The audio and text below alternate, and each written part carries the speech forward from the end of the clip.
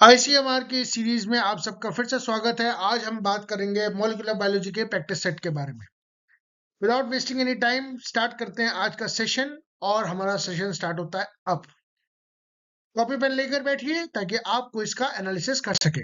Okay, पहले 4 questions हैं, आपके पास आधे मिनट का समय है, आप फटाफट से इस क्वेश्चंस को करें। DNA is replicated during which phase of the cell cycle? बताइए इसका क्या आंसर होना चाहिए।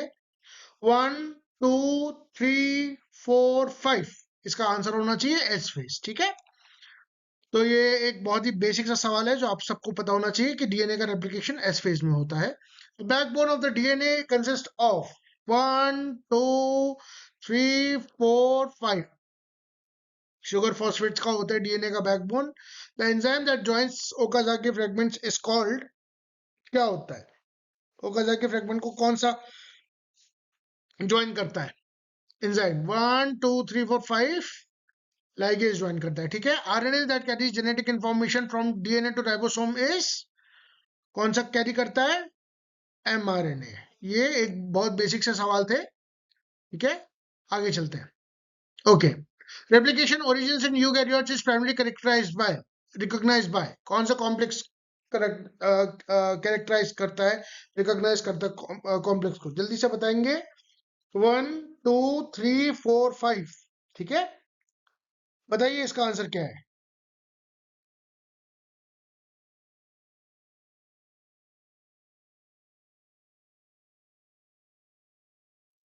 इसका आंसर है ओआरसी कॉम्प्लेक्स। ठीक है, उसके बाद आता है which protein prevents replication in the DNA during the single cell cycle? बहुत इंपॉर्टेंट सवाल है, बहुत इंपॉर्टेंट सवाल है, याद रखेंगे। जिसको नहीं आता होगा, साइक्लिन भी नहीं हो सकता, CDC45 नहीं हो सकता, आरपी या जेमिनिन में कंफ्यूजन हो सकता है। जेमिनिन इसका याद रखेंगे। ठीक है, इसमें एक रिसर्च पेपर 2011 में आया था। और जो आपकी लुइन जीन्स नाम की किताब है, एक सेकेंड में लिख देता हूँ किताब का नाम, LEWIN, लुइन जीन्स।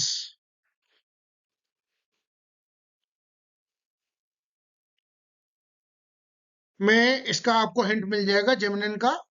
तो ये क्या होता है? जेमिनिन एक ऐसा प्रोटीन होता है, it's inter origin cooperativity of geminin action establish all or none switch for replication origin लाइसनिंग।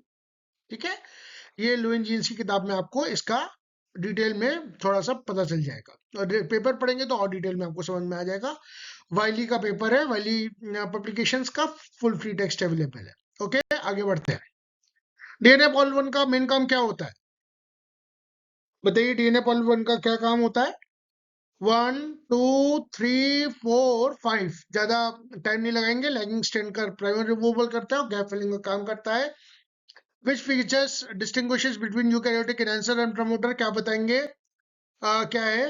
1 2 3 4 5 can function at the distance and orientation independent manner. ठीक है, सारे ऑप्शंस को ध्यान से पढ़ेंगे।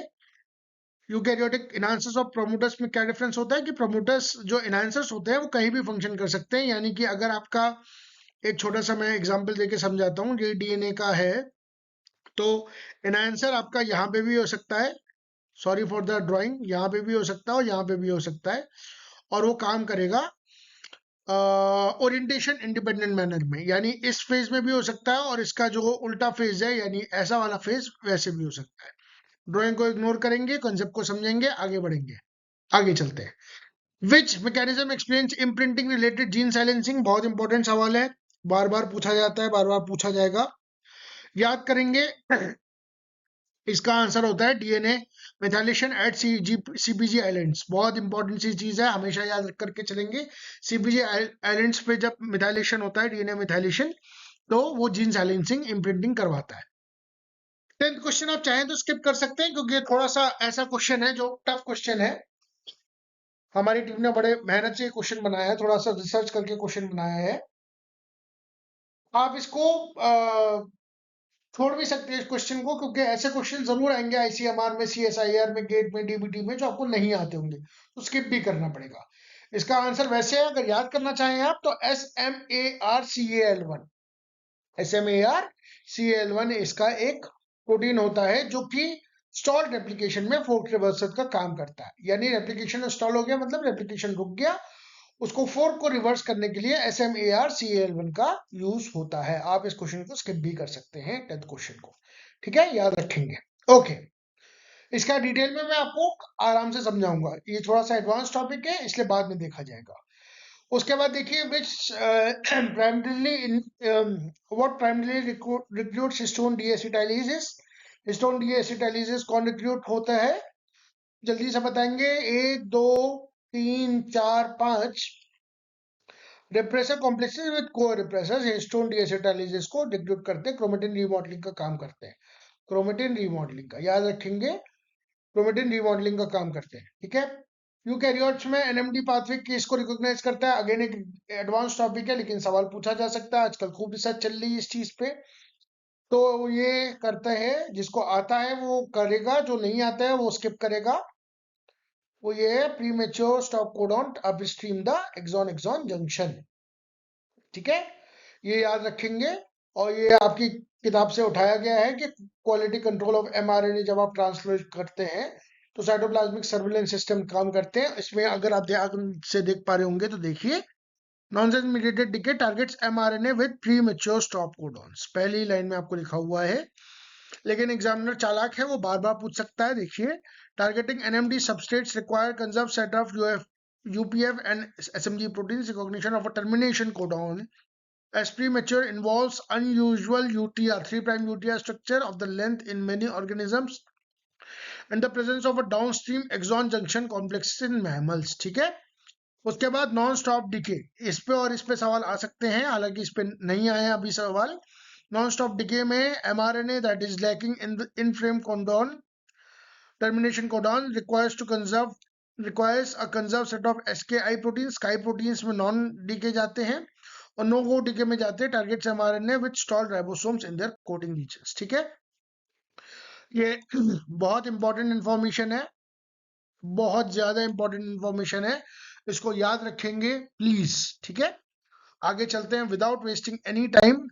Okay, the Shine Dalgarno sequence is found in, बहुत आसान सा सवाल है, करेंगे। 1 2 3 4 5 सेकंड से ज्यादा लग रहा है तो आपकी प्रिपरेशन में कमी है। प्रोकैरियोटिक एमआरएनए, यूकैरियोटिक एमआरएनए के लिए कोजेक सीक्वेंस होती है।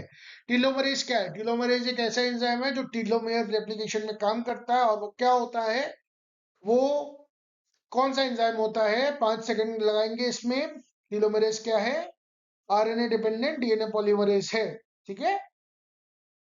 ये आरएनए के टेम्पलेट को यूज करता है और डीएनए को पॉलीमराइज करता है, क्रोमोसोम्स के एंड पे प्रेजेंट होता है। कैसे प्रेजेंट होता है ये भी समझ लेंगे। क्रोमोसोम है, क्रोमोसोम पे ये अगर ये क्रोमोसोम का एंड है तो यहाँ पे टीलोमरेज प्रेजेंट होगा, यहाँ पे टीलोमर्स प्रेजेंट होंगे, यहाँ पे टीलोमरेज प्रेजेंट होगा और हेल्प करेगा एंड रेप्लिकेशन को। सिग्मा फैक्टर किसके लिए काम आता है, बहुत आसान सा सवाल है, प्रमोटर रिकॉग्निशन के काम आता है, ठीक है। इसमें कुछ ज्यादा सोचने वाली बात नहीं।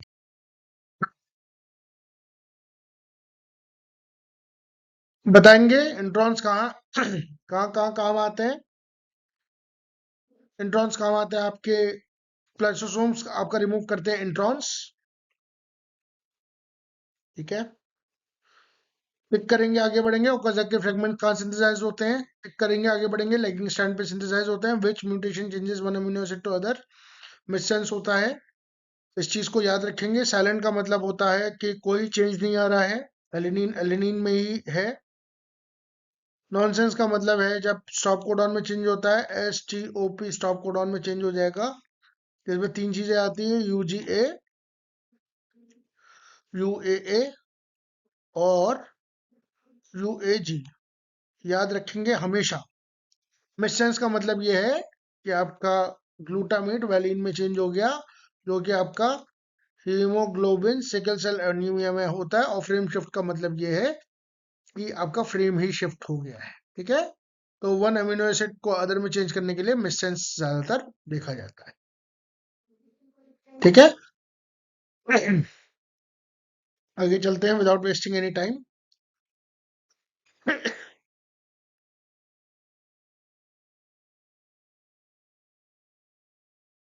ठीक है, कैप स्ट्रक्चर यूकैरियोटिक आरएनए में कहाँ होता है, क्या होता है। याद होगा तो याद रहेगा, नहीं याद होगा तो नहीं याद रहेगा। इसका होता है 7 मिथाइल गुआनोसिन, याद होना चाहिए, बेसिक सा सवाल है। ठीक है, नेक्स्ट क्वेश्चन कब पढ़ेंगे? Lac operon is induce in the presence of lactose, जब प्रेजेंट होता है, और एब्सेंस ऑफ ग्लूकोज। और मतलब हिंदी वाला, और lactose and absence of glucose. ठीक है, क्योंकि ग्लूकोज जब जब प्रेजेंट होगा तो बैक्टीरिया जो है पहले ग्लूकोज को ही यूटिलाइज करेगा, क्योंकि ग्लूकोज एक प्रेफर्ड कार्बन शुगर है। ठीक है, अगर आपके पास 1000 रुपए का नोट है और आपके पास 100 रुपए का नोट है, और आपकी कोई चीज जो आप खरीदना चाहते हैं वो 50 रुपए की है, तो आप पहले 50 रुपए खर्च करेंगे, पहले 100 रुपए का नोट खर्च करेंगे, 1000 का डायरेक्ट खर्च नहीं करेंगे। हालांकि आजकल 1000 के नोट आते नहीं है, बट एग्जाम्पल के लिए समझिए। ओके, आगे चलते हैं। DNA super coiling is removed by, बहुत आसान सा सवाल है। हेलिकेज होता है नहीं, गायरेज, जी हाँ गायरेज ही होता है इसका आंसर। लैगेज नहीं होता, प्राइमेज नहीं होता। कौन सा एंजाइम है जिसमें 3 prime to 5 prime exonuclease proofreading activity है, बताइए।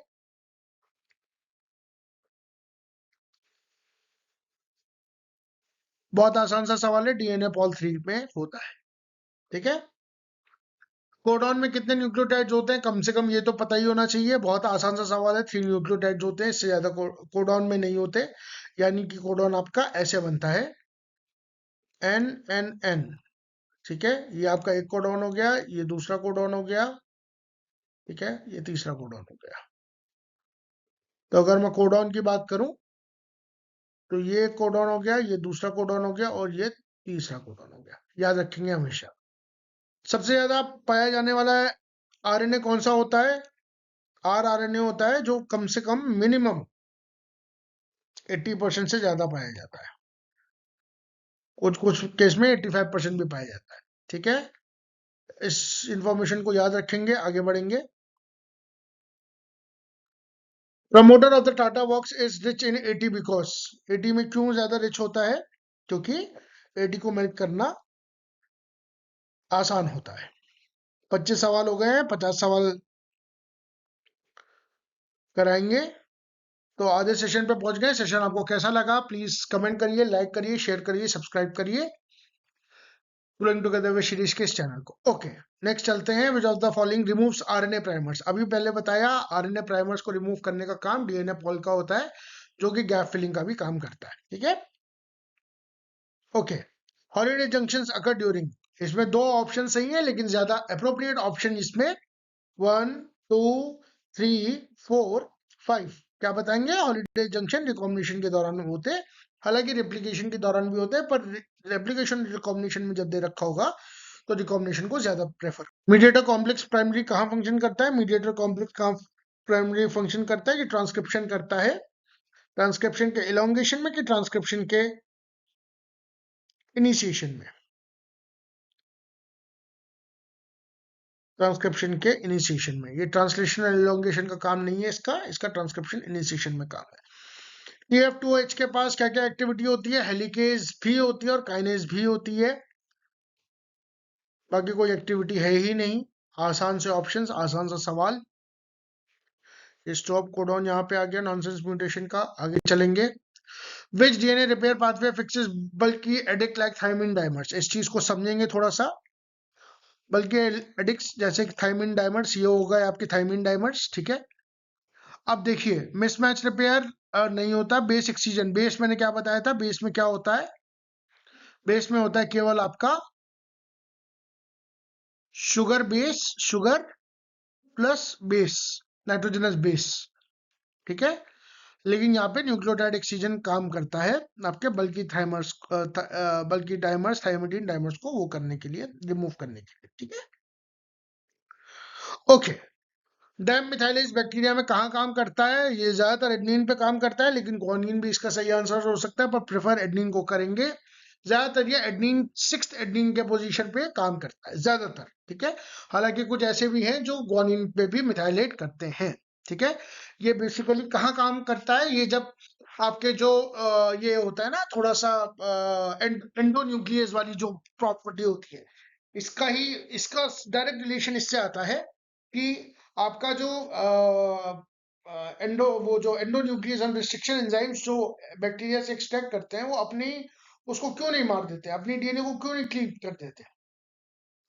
क्योंकि वो जो है अपने डीएनए को मिथाइलेट करके रखते हैं। ठीक है, पेरेंटल और नॉन पेरेंटल आराम से कभी डिटेल में पढ़ाऊंगा, अभी टाइम नहीं है। आगे चलते हैं। Amino acyl tRNA synthetase ensures fidelity by, बहुत इंपॉर्टेंट सवाल है, बहुत इंपॉर्टेंट कॉन्सेप्ट आता है जब आप टीआरएनए सिंथेसिस पढ़ते हैं, सिंथेटेसिस पढ़ते हैं, तो उसमें जो अमीनो एसाइल टीआरएनए है वो फिडिलिटी कैसे इंश्योर करता है। उसके पास एक एडिटिंग पॉकेट होती है, ये बात याद रखेंगे। वैलिन आइसोल्यूसिन को कैसे डिफरेंशिएट करेगा, ठीक है, और कैसे डिफरेंशिएट करता है, बहुत ही सिमिलर अमीनो एसिड्स को जिनका नेचर भी सेम है, जिनकी पोलैरिटी भी सेम है, जिनका स्ट्रक्चर भी मोर और लेस सेम है, कैसे डिफरेंशिएट करेगा, वो इस तरह से करता है कि उसके पास एडिटिंग पॉकेट होती है। याद रखेंगे, आगे बढ़ेंगे। Okay, attenuation regulates which operation, बहुत सिंपल सा सवाल है, बहुत सिंपल सवाल है। एटेन्युएशन का मतलब ये है कि एटेन्युएट करने का मतलब आप पहले समझ लीजिए। एटेन्युएशन का मतलब ये होता है कि कोई चीज अगर पहले से प्रेजेंट है तो हमें उस चीज की ज्यादा जरूरत नहीं है।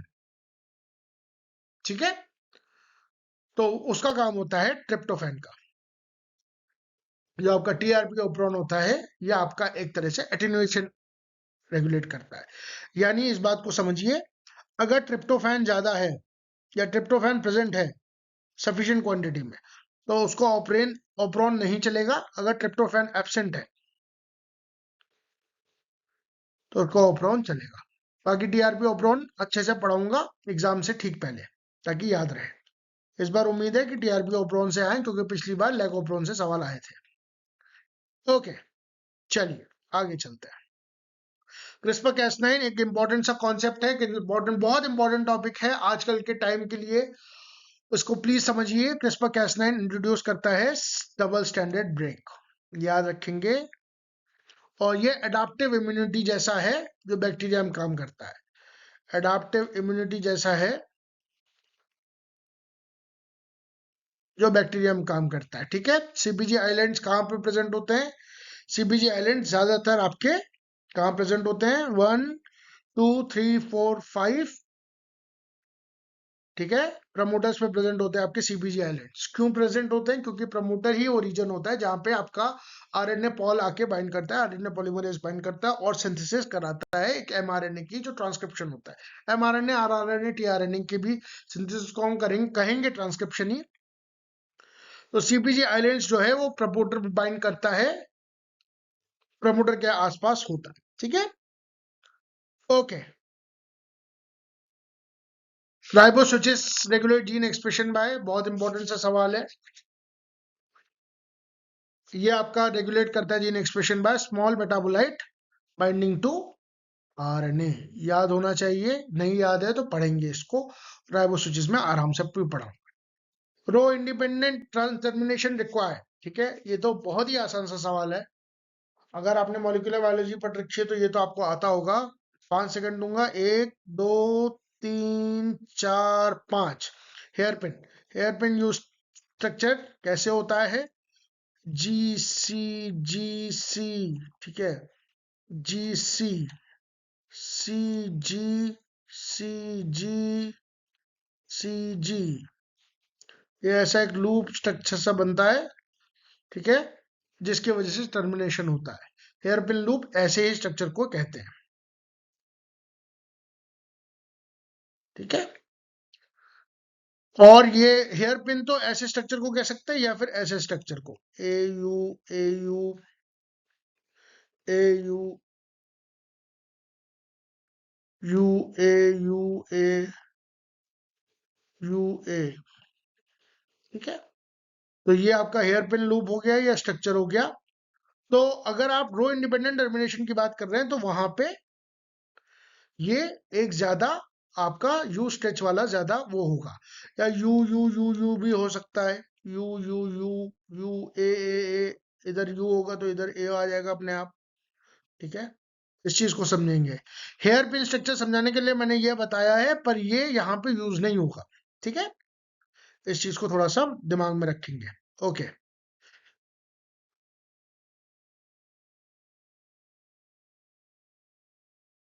अगला सवाल करिए। Which structure is essential for nuclear export of mRNA?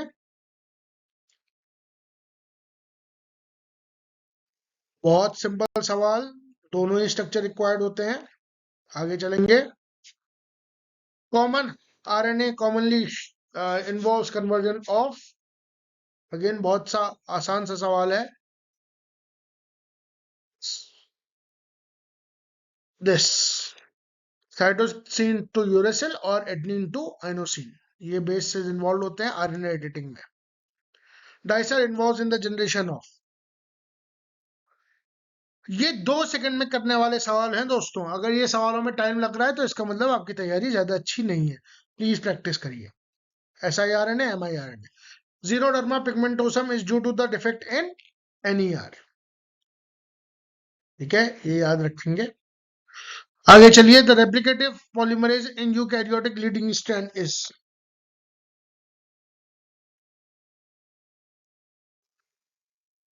Leading strand में पॉलीमरेज अल्फा सैलन काम करता है, ठीक है। Which complex loads PCNA in eukaryotes,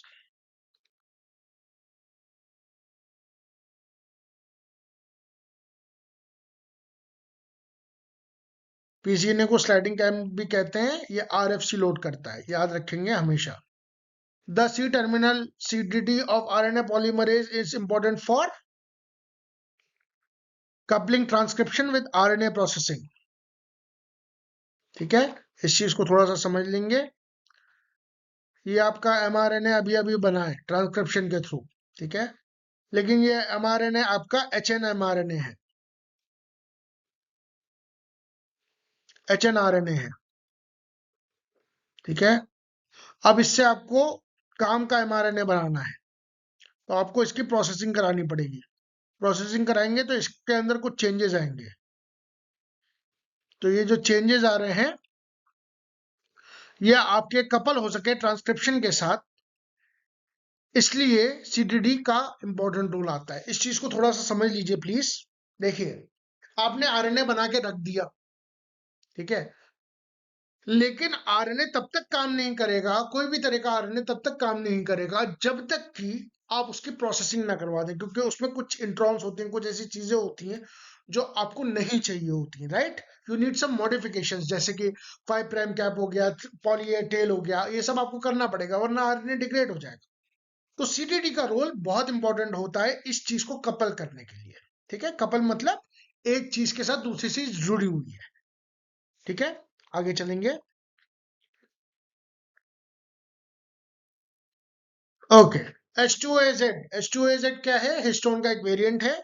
ये किस चीज में काम करता है? It is basically involve in, जी हाँ बिल्कुल सही, जिन्होंने भी इसका सही जवाब दिया है। ये ट्रांसक्रिप्शन के रेगुलेशन के लिए काम करता है। तो कैसे काम करेगा ये? DNA मिथाइलेशन के थ्रू,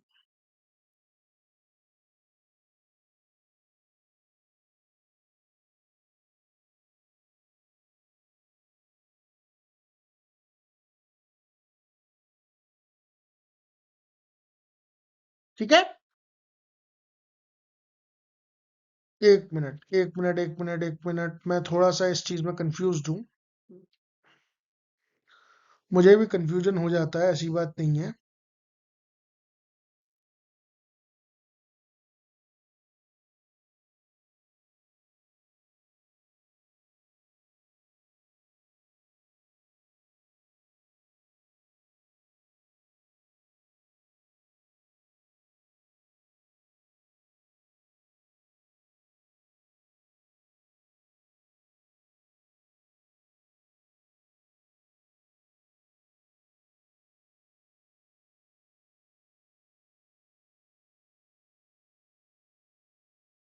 नहीं, इसका आंसर होना चाहिए प्रमोटर एक्टिवेशन। मैंने क्या कहा था?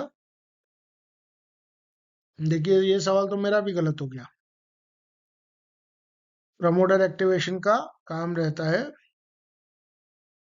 ठीक है, क्योंकि ये जो काम होता है इस चीज को याद रखेंगे। H2A का जो काम होता है वो बेटा याद रखना, ट्रांसक्रिप्शन इससे रिलेटेड होता है।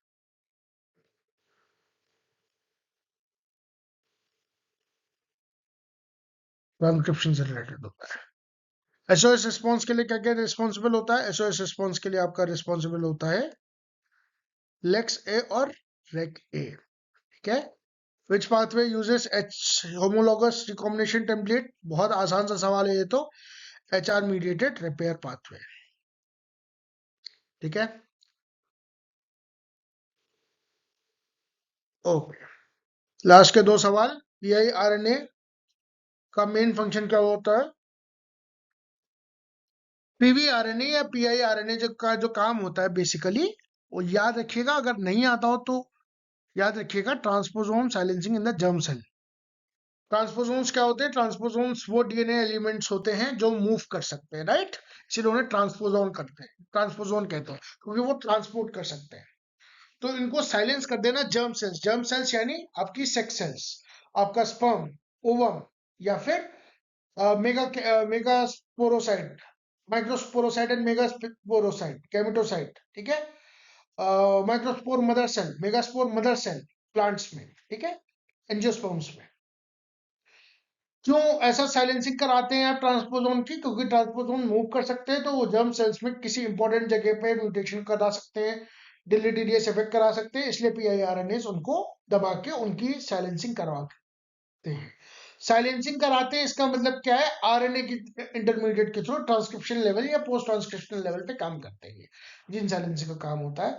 लास्ट सवाल है आपका, CCTC binding factor protein is crucial for, ये अगर आप चाहें तो स्किप कर सकते हैं, थोड़ा सा हाई लेवल का, एडवांस लेवल का टॉपिक है। Chromatin insulation and loop formation इसमें आ सकता है आपका आंसर, और यही इसका आंसर है।